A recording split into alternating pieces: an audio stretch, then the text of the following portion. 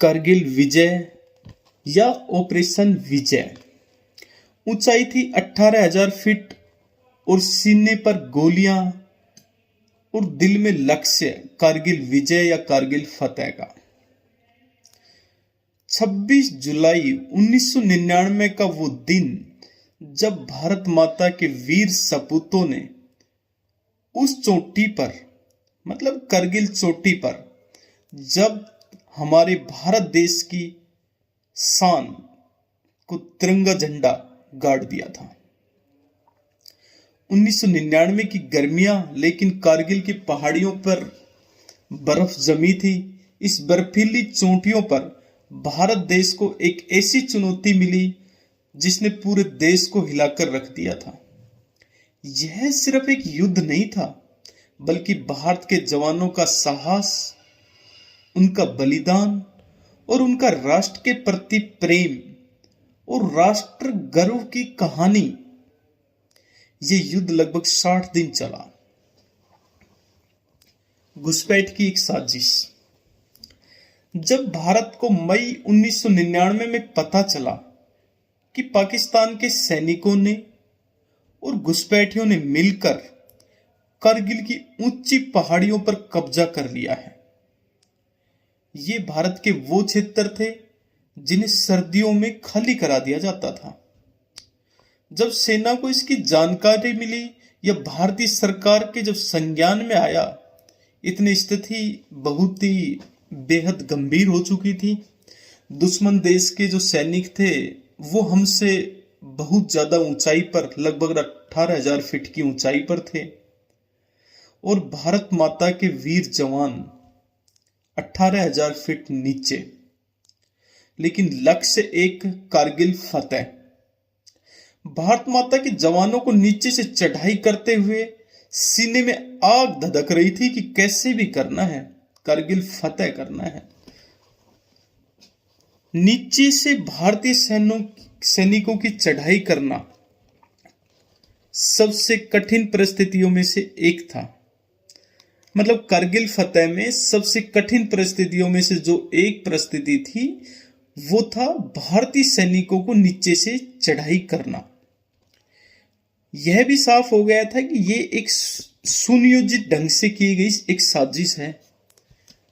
उसके बाद शुरू हुआ हमारे देश के जवानों का ऑपरेशन विजय। लक्ष्य था हर इंच जमीन वापस लेना। भारतीय सेना ने असंभव लगने वाली चढ़ाइयां की।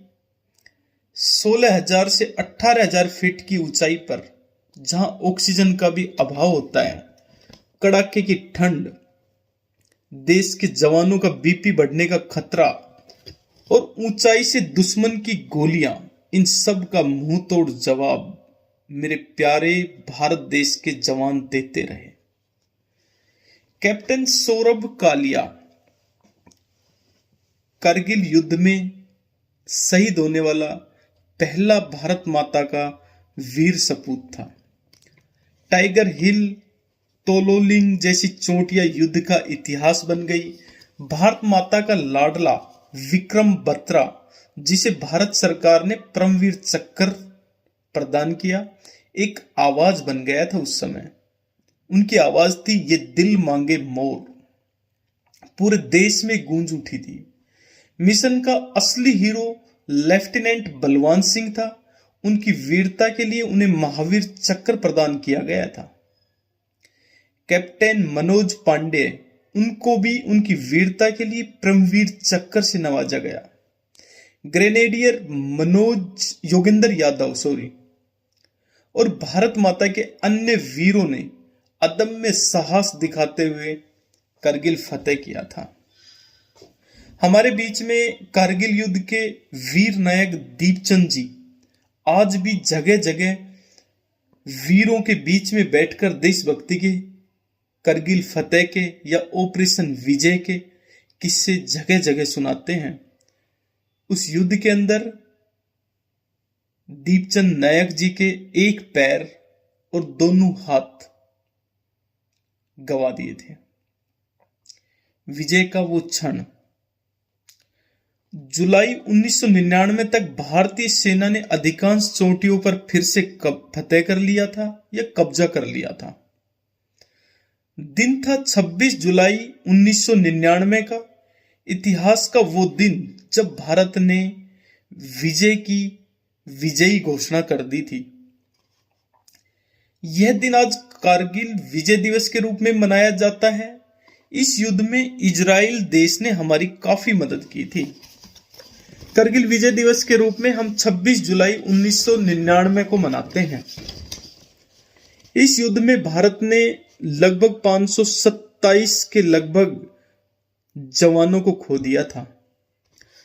भारत माता के वो बहादुर बेटे हमेशा हमेशा के लिए इस वतन के लिए सो गए थे। हर शहीद की कहानी अपने आप में हमें प्रेरणा देती है, हमें सिखाती है कि देश पर चाहे कुछ भी संकट आ जाए, लेकिन देश के जवानों को हिम्मत नहीं हारनी चाहिए। और हम सबका भी ये दायित्व बनता है कि उन जवानों के प्रति, उनके परिवार के प्रति हम हमेशा सम्मान की भावना से, एक वफादार देश के नागरिक होने के नाते हमें हर समय उनकी हर संभव मदद करनी चाहिए। हमारे दिल में गर्व होना चाहिए उनके प्रति। उस समय मेरी उम्र मात्र 9 वर्ष की थी, लेकिन जब भी मैं रेडियो पर देश के जवानों का वो बुलेटिन अपने पिता के पास बैठकर सुनता था, तो मेरे पिता बताते थे कि देश के जवानों के जो साहसी कदम है, मतलब वो जो घटनाएं थी वो झकझोर देती थी। उस समय हमारे देश के प्रिय प्रधानमंत्री अटल बिहारी वाजपेयी थे। उनके अटल वचन उस समय हम बुलेटिन पर सुनते थे।